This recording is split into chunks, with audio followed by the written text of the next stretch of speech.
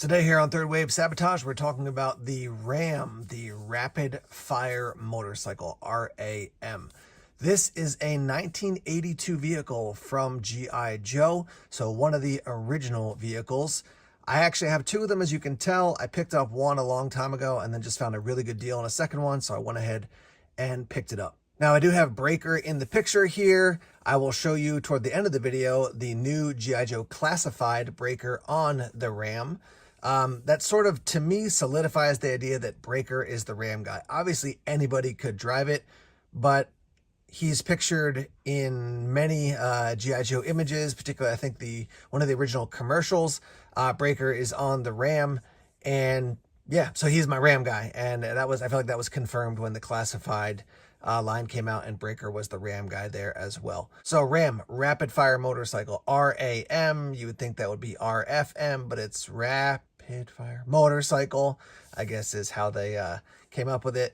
There were, especially at the beginning of G.I. Joe, quite a few things we were like, that feels like a stretch. Just call it the RAM and be cool with it. You don't have to have some sort of fancy acronym, but still a very cool vehicle nonetheless. Now, right off the bat, I want to mention a couple things that can be easily lost. The saddlebags. I did recently find out that there are multiple saddlebags. So there's like a saddlebag A and saddlebag B. They're actually not even called saddlebags. They're called saddle packs. And also be aware of your stickers, because the stickers that you have on the saddlebags tell you which one they are. And then also stickers just in general fall off. I will note that right here on this side above that little cutout, or maybe it's underneath, it's like a first aid kit sticker. So that little addition to me adds the quality of the experience or the quality of the toy up another level, because it's like, yeah, they're thinking about not just features like having, springs or shocks here on the front, but also having a built-in first aid kit. So if you want to get one that's pristine with all the stickers, double check your saddlebags. Those are things that you can lose pretty easily. So starting from the front of the RAM, we've got the tire here. I will show you. It is plastic. It looks very rubber when you actually get it, but it is plastic. I like the fact that it's textured there. It's got a little bit of flavor to it. You do have this whole kind of hood section where the handlebars are inside for steering. You do have a light in the front. I wish that was a black sticker on that as well, or maybe a white sticker on that as well. You do have a fender here in the front, which is cool. Another little addition that they added on, which they didn't have to.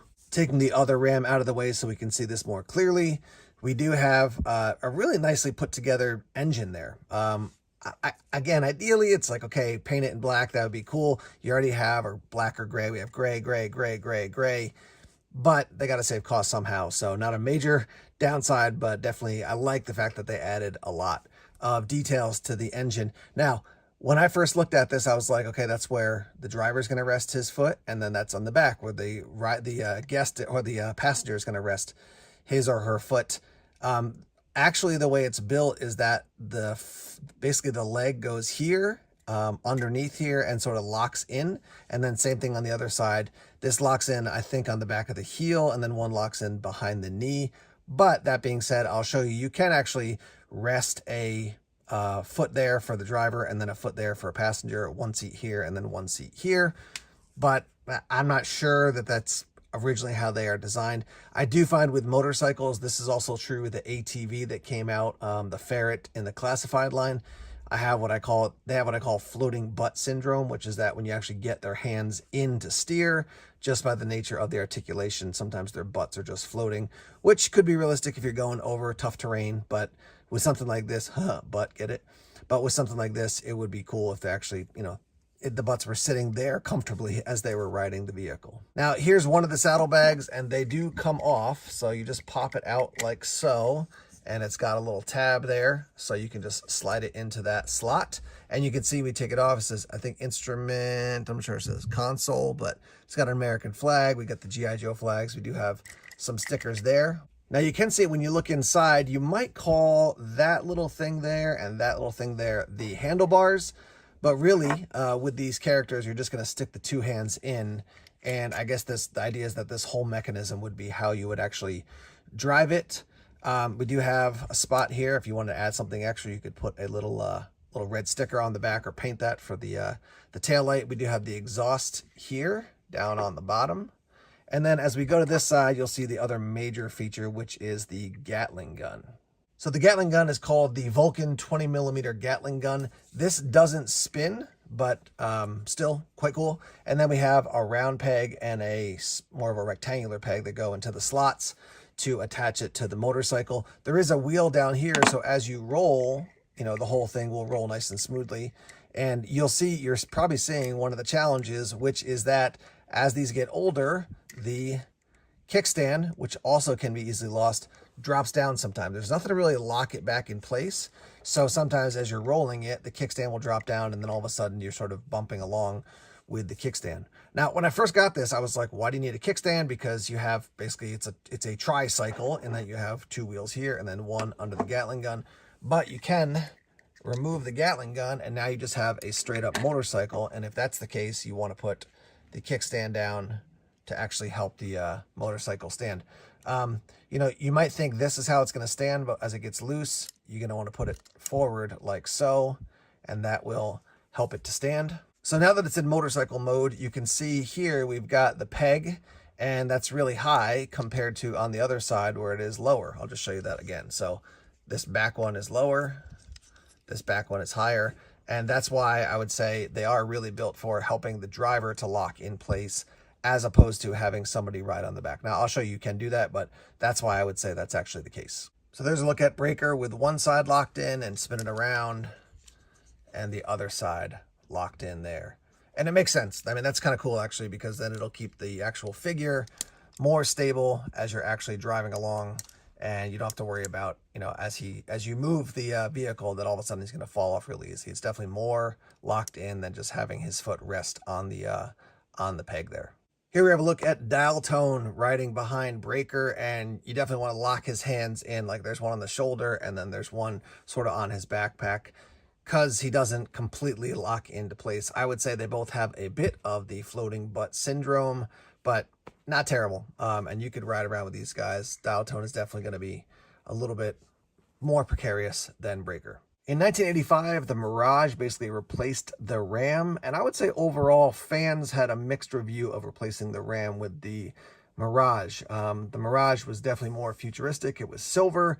It had this sort of pack. It almost looks a little bit like Dial Tone's there, but a pack that you would put on your back. It had a full sidecar. You could put a character in, if I remember correctly. But I would say the Ram is the most classic in most people's minds. Now let's take a quick look at the classified version of the Ram. Here's a look at the classified Ram. Definitely gives a nod to the original. It seems like a lot of people liked it. There's always a little controversy when you get a classic character like Breaker, and you got to buy him with a vehicle as opposed to buying him separately. But now you have the mass device Breaker. Unfortunately, that one's hard to get.